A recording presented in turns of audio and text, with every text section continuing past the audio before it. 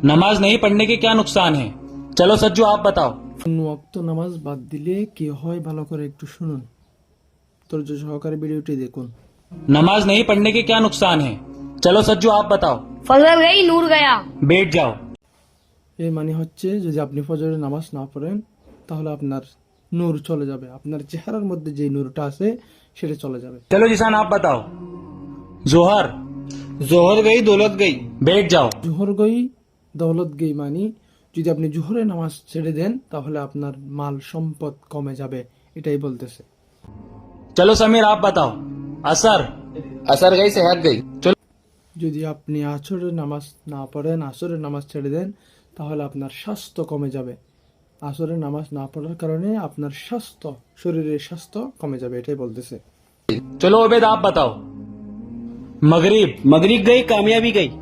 মাগরিব গেই কামিয়াবি গেই, যদি আপনি মাগরিবের নামাজ ছেড়ে দেন তাহলে আপনার কামিয়াব, সফলতা এটা চলে যাবে।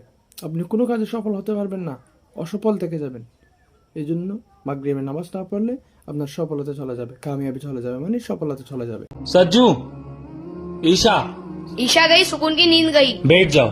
এশা গি সুকুন কি নিন গি, অর্থাৎ আপনি যদি এশার নামাজ না পড়েন আপনার শান্তির ঘুম যেটা আছে সেটা আপনি যেতে পারবেন না, আপনি শান্তিতে ঘুমাতে পারবেন না, আপনার অশান্তি লাগবে, আপনার সবসময় অশান্তি লাগবে।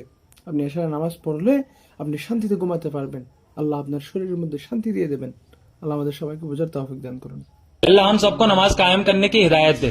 आमीन।